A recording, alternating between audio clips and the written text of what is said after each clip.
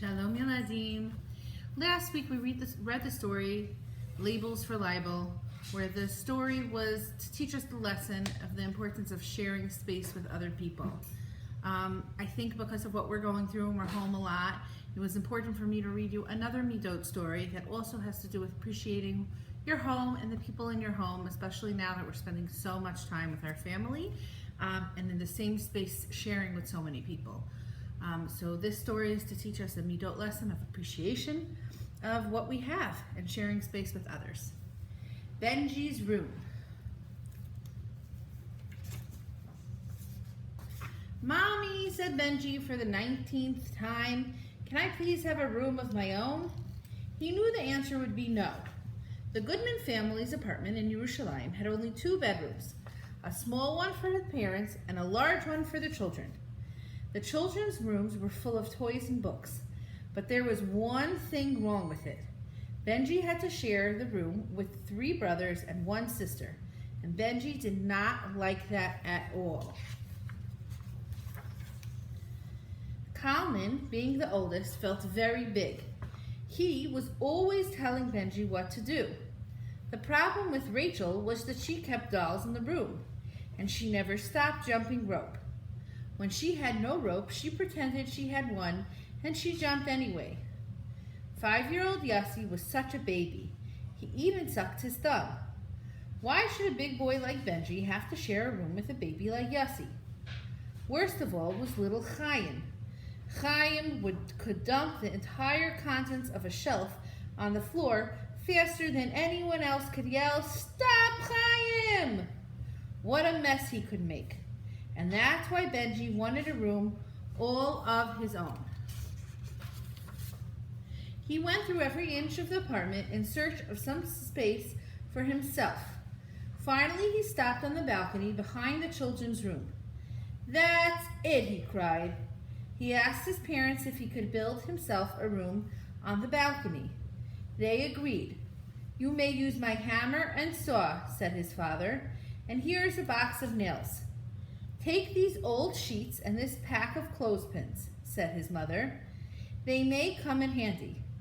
Then Benji began to collect wood. Each day he walked home from school slowly, scanning the streets and empty lots for building materials. Whenever he found a board crate or a castaway door, he carried it home. Benji was even able to find a little old table and a 3-legged chair. After days of scavenging, the balcony contained as much junk as it could hold. The next evening, Benji's father helped him saw the pieces to size and nail them together. Bang, bang, bang, the walls went up. Bang, bang, bang, the roof went up. Finally, one fine Sunday afternoon, Benji's house was ready. True, the walls were crooked, but to Benji, they were beautiful. His wish had finally come true. He had a room of his own. He took a big sheet of paper and wrote, "Benji's room." He taped the sign to his door. Then he dragged his mattress out to the balcony. That night, he didn't dawdle. When his mother announced 8 o'clock, time for bed, in a flash, he changed into pajamas, brushed his teeth, said Shema, and snuggled under his summer quilt. This is the life, thought Benji. At long last, a room of my own. No Kalman to tell me what to do. No Rachel to jump up and down. No Yossi to act like a baby. And no Chaim to make a mess. He closed his eyes, but he couldn't fall asleep. Something was wrong. Something was missing. He looked at his watch. 9 o'clock. I guess I'm not tired, thought Benji. He took his favorite storybook and started reading. 9:30. Benji lay in bed, staring up at the rough ceiling. It's a bit lonely here, he thought, and boring also. 10 o'clock. Benji yawned. Maybe I can convince a brother or sister to join me. They're really not so bad after all. 10:30. What was that we learned in yeshiva today? Look for the good in others and overlook the bad. 11 o'clock. Benji had just dozed off when a twig snapped in the street below. "Robbers!" thought Benji, pulling the quilt over his head. Monday afternoon, after everyone was in pajamas, Benji went over to his big brother. "Kalman," he said slowly, "would you like to sleep in my house tonight?" A broad smile spread over Kalman's face. "Yes," he replied eagerly, and he went to the balcony with Benji. "The door's on crooked," said Kalman. He took out some nails, moved a few boards, and nailed them back together again. How dare he, thought Benji. He was just about to throw Kalman out when he remembered the robbers. He decided to swallow his pride. "There's only one bed in here," observed Kalman. "Where shall I sleep?" "You can come into my bed and put your head next to my feet," said Benji. "Okay," laughed Kalman, and he ran to get his pillow. Soon Benji and Kalman were lying side by side in Benji's house. In a twinkling, Kalman was snoring, but Benji couldn't fall asleep. Something was wrong. Something was missing. Tuesday afternoon, Rachel was playing with her dolls. Benji didn't notice the jump rope stretched between two chairs. He tripped over the rope and fell flat on his face. "Ouch!" he cried. It's hard to get along with sisters, thought Benji. Then he remembered how lonely he had been. Rachel ran over to him. "Are you all right?" she asked in a motherly voice. "Maybe," he said. Then he added, "Rachel, would you like to sleep in my house tonight?" Rachel jumped for joy. She opened the door of Benji's house. "Where shall I sleep?" asked Rachel. "Leave it to me," said Kalman. He moved the three-legged chair into a corner and took the little old table out of the house. "Now bring your mattress," he ordered. Benji helped Rachel drag her mattress into the house. Soon, Kalman and Rachel were dreaming sweet dreams, but Benji couldn't fall asleep.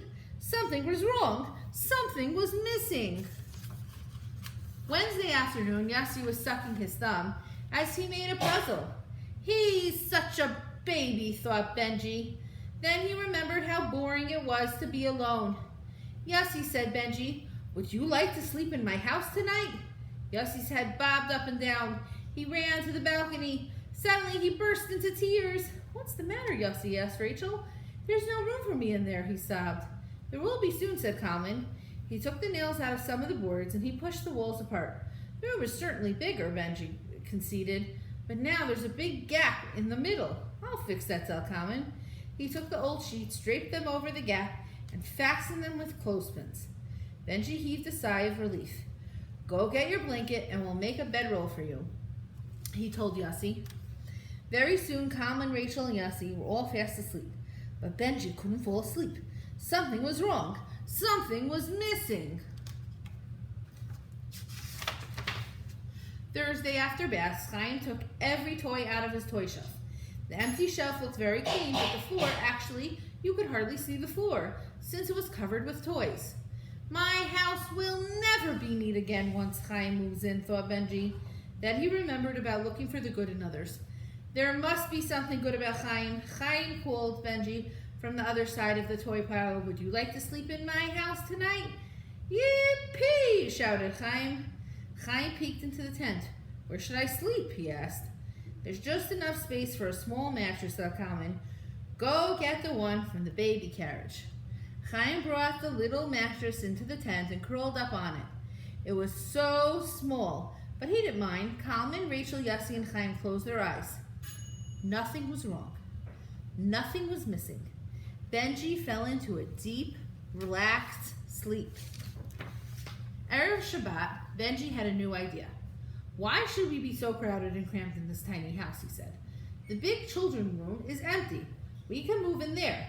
Then we'll be able to stretch out at night and sleep comfortably." So they dragged all the mattresses, pillows, and blankets back to the house. As usual, Kalman ordered everyone around. Rachel jumped. Yossi sucked his thumb, and Chaim took out more toys than he could put back. Benji was different. He had learned to overlook other people's faults. He smiled at his brothers and sister. How nice it was to have them for roommates. So Yeladi and Benji learned an important lesson that we could all learn right now. That sometimes sharing all our spaces and being around each other could be annoying and could be challenging, but we should appreciate what we have. We have our family close by. Baruch Hashem, we have our health. And we should all continue to be healthy and happy, and I miss you.